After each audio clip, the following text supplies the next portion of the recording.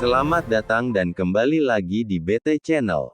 Bocah ajaib, Pedro Acosta, berpeluang mengulangi sejarah langka milik Valentino Rossi saat naik ke kelas utama MotoGP. Sayangnya, ada sedikit kendala yang harus dihadapi. Kedatangan Pedro Acosta ke MotoGP ramai dibahas dalam silly season.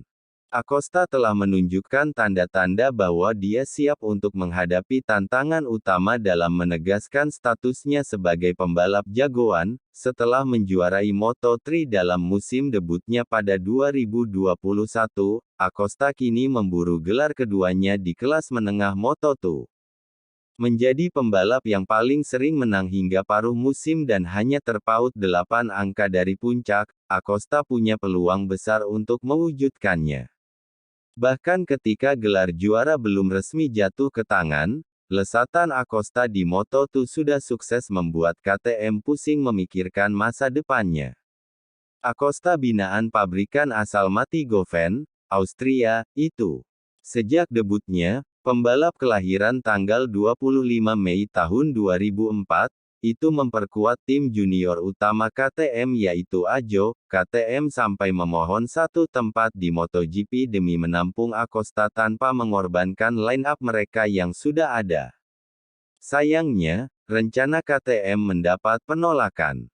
Bahkan dengan kosongnya tempat yang semula dihuni Suzuki, mereka tak direstui Dorna Sports selaku penyelenggara MotoGP. Tidak ada rencana untuk menambah slot 22 motor pembalap reguler, red tahun depan, bantah Direktur Olahraga Dorna, Carlos Ezpeleta, kepada Catalunya Radio.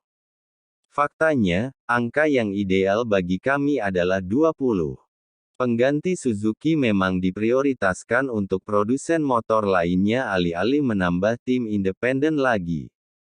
Sayangnya, dengan sikap Dorna ini, ada potensi ulangan sejarah langka yang hilang. Sejarah yang dimaksud adalah saat Valentino Rossi menjadi juara kelas para raja, saat itu 500 cm3, bersama tim satelit walau rasa tim pabrikan, seperti halnya Acosta, Rossi juga berhadapan dengan minimnya tempat saat akan mendapatkan promosi sebagai pembalap muda potensial. Untuk musim 2000, Honda yang menjadi destinasi dedaktar muda telah memiliki 3 pembalap di tim pabrikan mereka yaitu Repsol.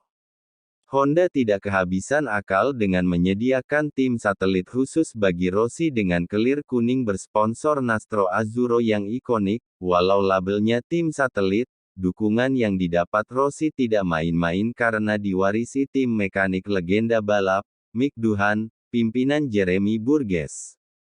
Setelah kemenangan dan posisi runner-up kejuaraan pada musim debut, Rossi menyempurnakan raihannya dengan gelar juara pada musim 2001.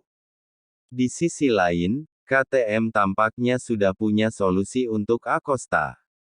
Manajer tim Red Bull KTM, Francisco Gaidotti, membeberkan bahwa Acosta akan mentas di MotoGP musim depan walau merahasiakan timnya. Acosta tetap menjadi pembalap KTM, kami punya opsi yang bisa diimplementasikan dan sudah jelas kami sudah melakukannya, kata Gaidotti. Dia akan tampil di MotoGP tapi bersama tim mana itu akan menjadi sebuah kejutan. KTM memiliki susunan pembalap Brad Binder Jack Miller di tim pabrikan dan Pol Espargaro Augusto Fernandez di tim satelit Tech 3. Keempatnya memiliki kontrak hingga musim depan dan masing-masing punya alasan kuat untuk bertahan.